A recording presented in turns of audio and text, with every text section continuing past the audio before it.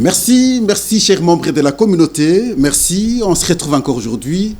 Vous savez, en tout cas, c'est ici qu'on réfléchit objectivement. On se retrouve comme d'habitude pour analyser les questions d'actualité. Moi, je continuerai à vous remercier. En tout cas, merci beaucoup. L'année a commencé, nous avons reçu le point de vue de chacun.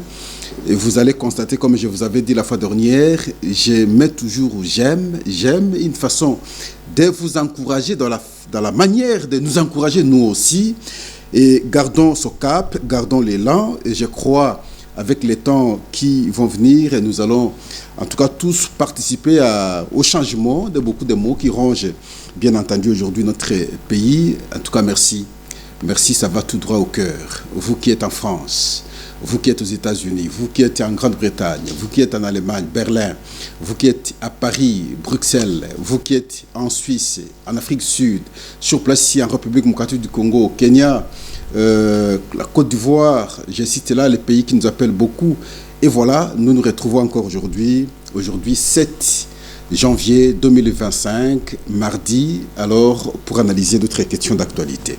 Je reviens parce qu'il y a un autre membre qui nous a demandé, mais bon, est-ce que ça c'est l'information ou quoi? Mais il fallait maintenant une petite explication. En tout cas, merci. Mais nous ne faisons pas le journal, nous ne présentons pas le journal, même si c'est vrai.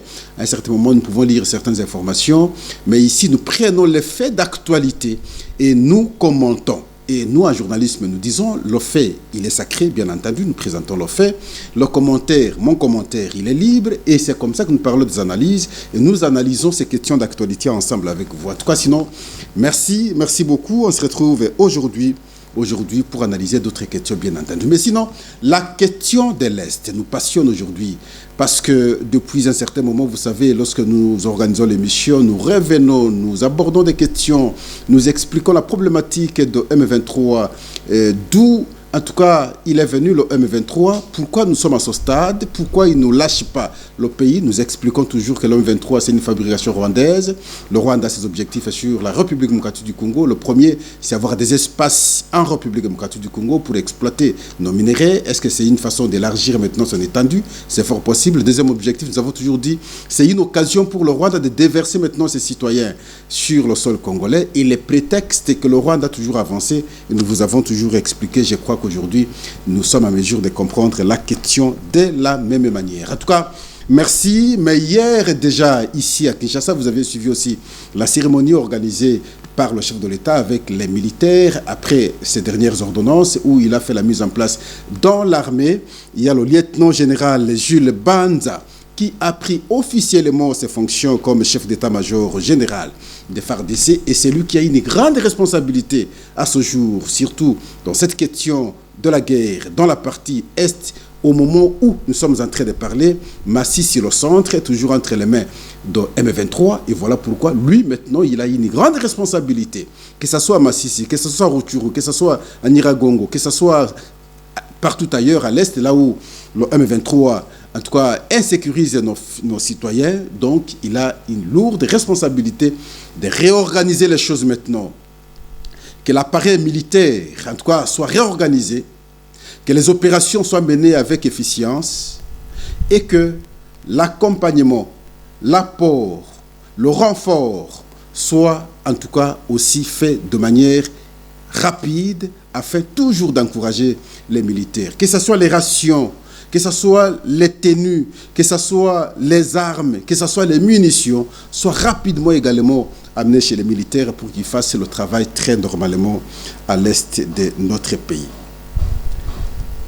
Depuis ce matin aujourd'hui, il y a affrontement entre les Wazalendo et le M23 autour de Sake, dans le regroupement Kamuronza, une fois de plus dans le territoire de Masisi. Là, c'est l'information du matin aujourd'hui. L'évolution, nous allons suivre probablement jusqu'à demain. Moi, nous vous avons dit, le centre Masisi est toujours entre les mains de M23. Mais Masisi a entouré les axes stratégiques de Masisi sont aujourd'hui contrôlés par les FARDC et les Wazalendo.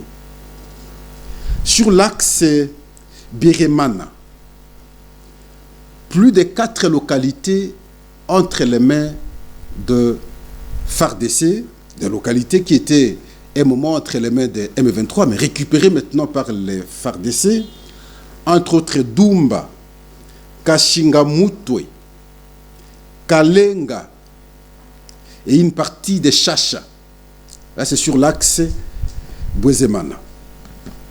Sur l'axe des hauts plateaux, dans le groupement de Mafouni, précisément à Ngungu, 5 localités déjà libérées. Kasake, Ruzirantanka, Kamatane, Kabingo, Bitata, Rwangara sont les localités, en tout cas, récupérées par le FARDC, parce que des localités qui ont été un moment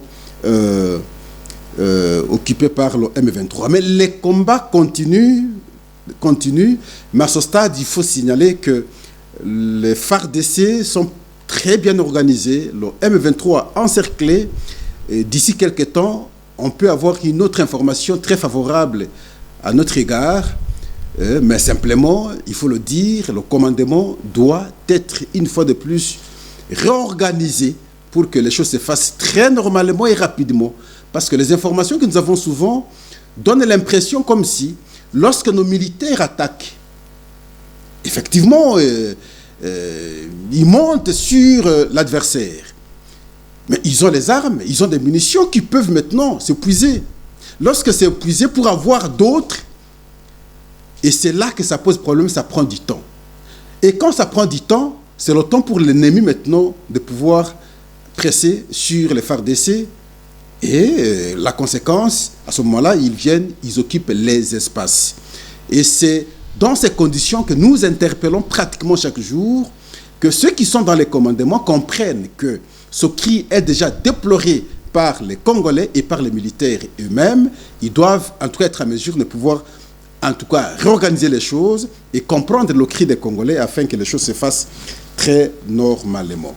Mais il faudrait qu'on déplore ici en même temps le comportement de nos confrères de France 24 et également de la RFI. Il est difficile, même lorsque vous voyez les FARDC, en tout cas avancer, suivre un bon son de cloche de la part de nos confrères de RFI et France 24. Difficile. Et c'est difficile de voir maintenant leurs éditions revenir en boucle lorsque c'est les FARDC qui gagnent. Ils ne le font pas.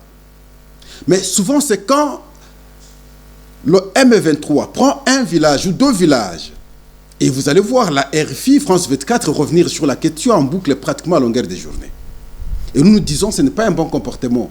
Je vois même la correspondante de la RFI sur place ici à Kinshasa, sinon en République démocratique du Congo. Le traitement de ces informations, je me dis non, il y a quelque chose qui ne marche pas.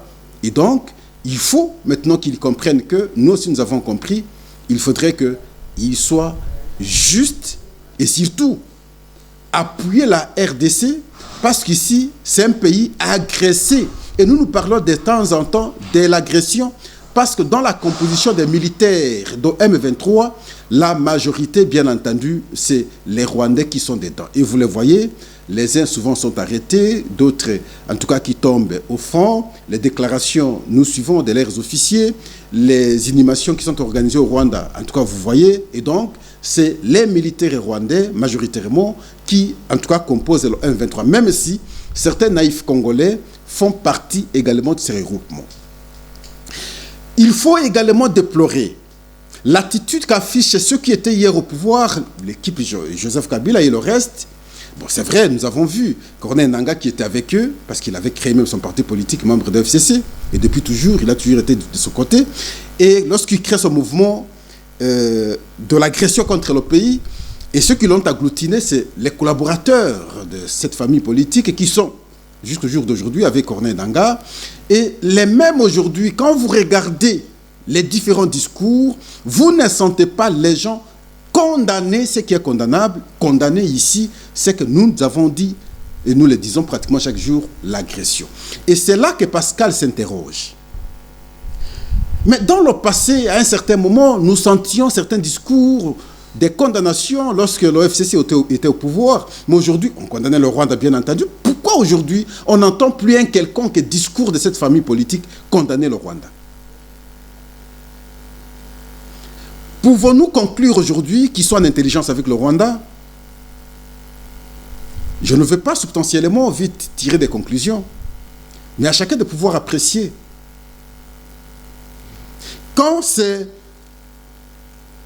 Et d'ailleurs, même l'opposition aujourd'hui, il faut voir cette réalité. Quand c'est le M23 qui prend un village et vous sentez tout le monde monter au créneau pour cracher sur notre armée, pour décourager notre armée. Et pourtant, l'armée s'engage sérieusement au front. Quand c'est l'armée qui avance, c'est un silence pratiquement absolu. Là aussi, ce n'est pas une bonne chose. Et je veux rappeler, comme j'ai toujours rappelé, les problèmes que nous avons aujourd'hui, le géniteur s'appelle le camp Kabila. Qu'on parte de l'entrée de la FDL, qu'on parle des différents accords signés, qu'on parle de l'accord signé avec le CNDP, qu'on parle de l'accord d'Addis Abeba, qu'on parle des 3 déclarations faites à Nairobi. Le responsable s'appelle le camp Kabila. Mais au lieu, à un certain moment, s'amender de ce que vous aviez mal fait contre le pays. Mais aujourd'hui, visiblement, on voit que vous vous ralliez encore avec, bon, les anciens alliés, bien entendu, parce que lorsqu'ils sont entrés au pouvoir, en 1997, appuyés par les Rwandais. Et voilà, cette relation ne se rompt pas jusqu'au jour d'aujourd'hui. Et l'ami fidèle aujourd'hui, c'est les Rwandais, avec qui il faut monter des stratégies contre le propre pays. En tout cas, non, ce n'est pas bon, ce n'est pas intéressant. Et nous décourageons cela. Chaque Congolais consciencieux, à ce jour, peu importe le comportement que peut afficher ces militaires au front, quelle que soit sa faiblesse, même si c'est quoi, je ne sais pas, mais on ne peut pas le dire à haute voix, quelles que soient les conditions. Nous ne pouvons qu'encourager nos militaires. Et il faut le dire, nous avons des vaillants militaires en réalité. Parce que le combat que ces militaires mènent, ce n'est pas contre le Rwanda, l'agresseur, simplement. Mais c'est toute une communauté derrière le Rwanda contre la République démocratique du Congo. Nous vous rappelons en même temps l'accord signé entre l'Union européenne et le Rwanda sur les minerais, sachant bien que le Rwanda n'a pas de minerais et les minerais sont volés de la République démocratique du Congo. Et ils ont accepté d'acheter les minerais au Rwanda. Comme qui dirait, faites ce que vous faites, nous allons vous accompagner. Et on accompagne le Rwanda par tous les moyens possibles. Et la guerre actuellement, elle est stratégique, technologique, informatisée. Quand vous n'avez pas tous les moyens possibles, c'est difficile. Et il faut avouer que nous n'avons pas tous les moyens possibles de la modernité pour faire la guerre. Mais ils en ont de l'autre côté. Mais nous résistons. Et nos militaires sont toujours forts. Le problème qui se pose souvent, ça il faut le dire et nous allons continuer à le dire, c'est le renfort, l'accompagnement après la première opération pour que la deuxième opération soit faite, le temps que ça prend pour qu'on ait des munitions pour attaquer. Et c'est à ce moment-là qu'un mauvais jeu s'est fait et finalement souvent nous perdons les quelques villages. Même alors, mais ce n'est pas fini. Et voilà pourquoi l'actuel général, le lieutenant général, il est le chef d'état-major, général bien entendu, il a une forte responsabilité, M. Banza. Vous avez une forte responsabilité. Quand est-ce que nous parlerons que vous avez bien fait le travail? C'est lorsque vous avez commencé à récupérer les villages. Parce qu'ici, nous citons les territoires. Même si ce qu'on a fait consommer à l'opinion, dans le passé, s'avère actuellement que c'était de très fausses informations. On a fait croire à l'opinion que Nyiragongo totalement était entre les mains de M23. Massissi totalement était entre les mains de M23. Rutshuru totalement était entre les mains de M23.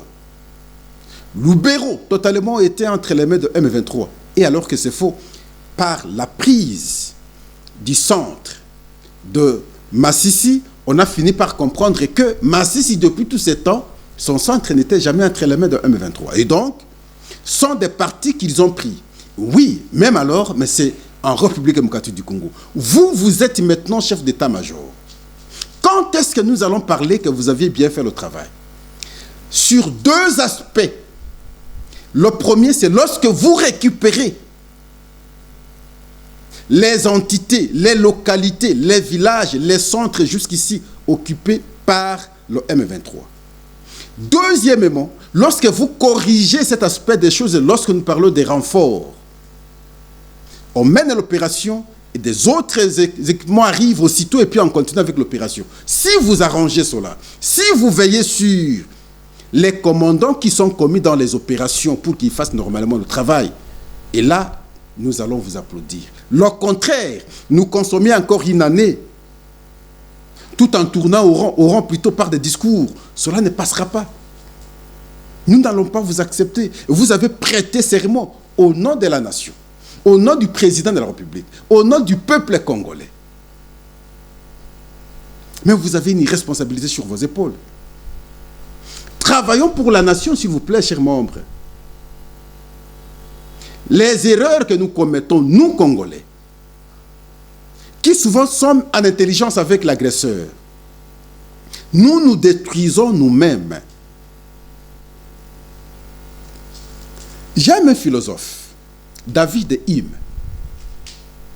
D'autres vont me dire, Pascal, tu aimes trop philosopher. Ah oui, mais il faut philosopher.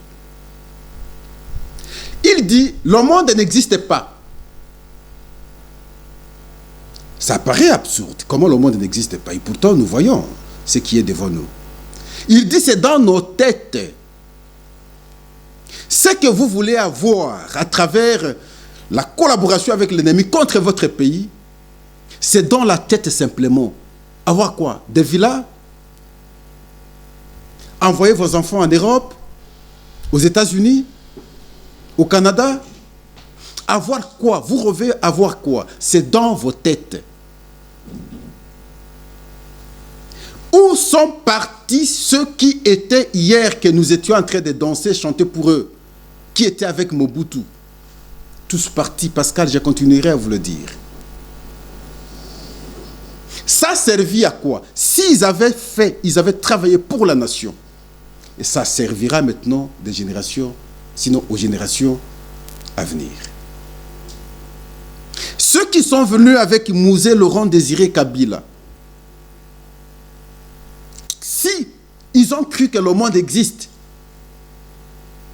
pour faire ce qu'ils pourront, et ce qu'ils ont fait d'ailleurs, sans trace aujourd'hui, vous ne saurez pas que Kabila était président. Oui, nous avons le marché des libertés, mais ses collaborateurs, ils sont partis, ils ont disparu. Qu'est-ce qu'ils ont laissé pour la génération?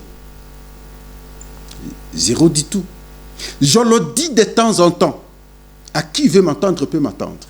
Kabila, fils, était ici pendant 18 ans. Qu'est-ce qu'il a laissé pour des générations à venir?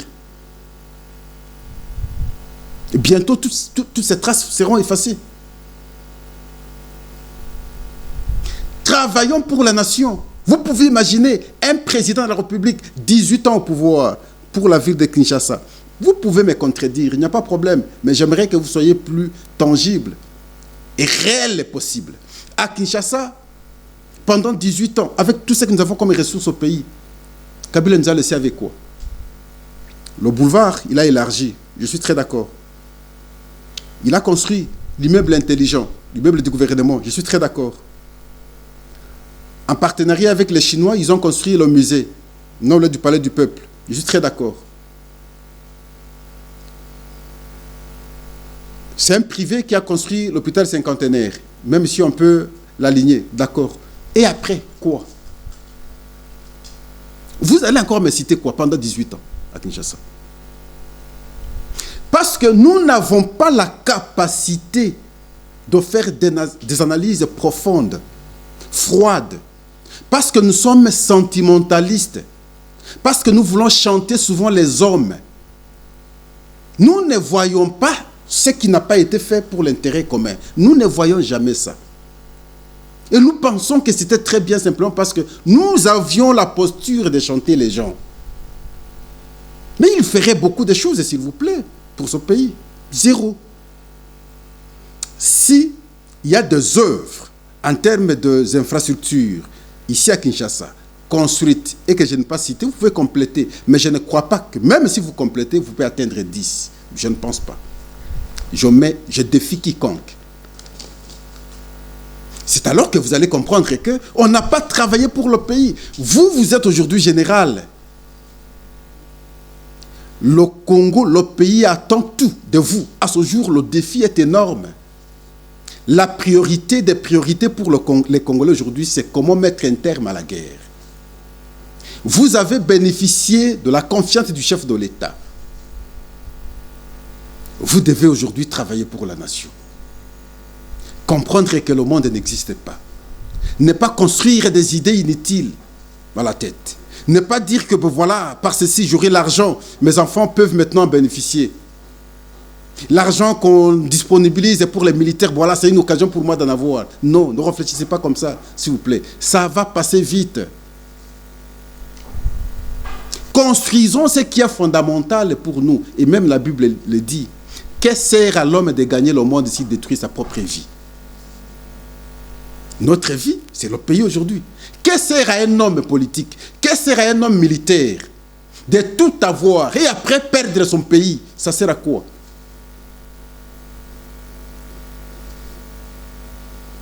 Voilà pourquoi nous nous disons à ce jour, à travers ce micro, dans cet espace, cher général, vous aurez notre appui. À chaque numéro, nous allons revenir à ce que vous aurez bien fait, afin de vous encourager à pouvoir continuer le travail, celui de se battre contre les Rwandais. En tout cas, merci. Nous décourageons tout Congolais qui naît des idées de pouvoir maintenant se coaliser avec ces agresseurs contre le pays. Et nous décourageons pratiquement ces genres d'hommes congolais.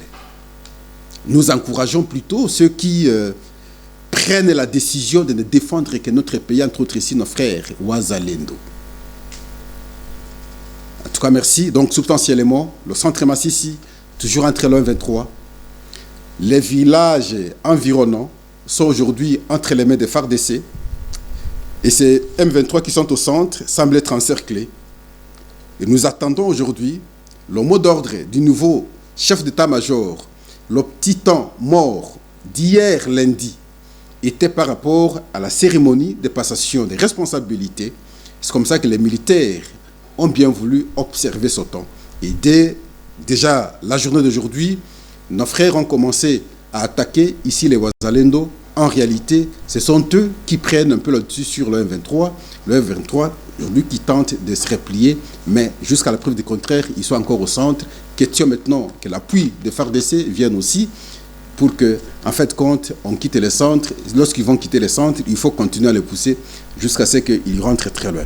Nous avons dit et nous allons continuer à le dire, n'attendez pas les mots, que ce soit des États-Unis, que ce soit des Nations Unies, lorsqu'ils parlent de la trêve, moins encore de cesser le feu, vous ne pouvez pas observer parce qu'ici, nous sommes dans un cas très délicat où le pays est agressé.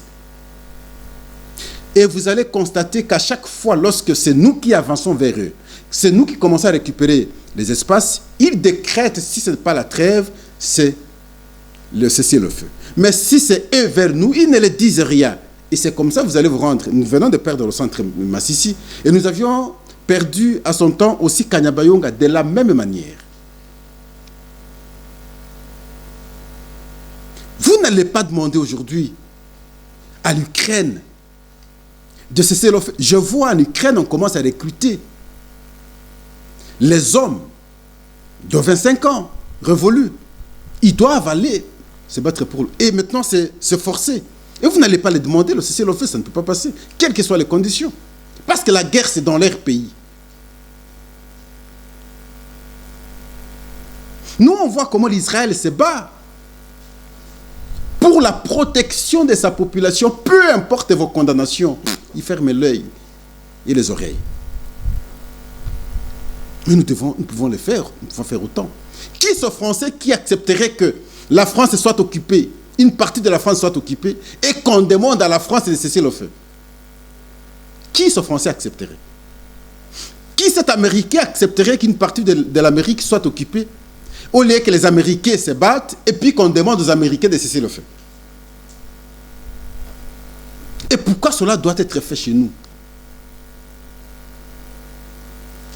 D'autres m'ont appelé pour me dire, mais monsieur Pascal, oui, c'est bon, mais pourquoi vous n'interdisez pas au chef de l'État de faire des déplacements? Non, ce n'est pas à moi d'interdire au chef de l'État de faire des voyages. Je n'ai pas ce pouvoir. Je vais l'avoir d'où, en fait?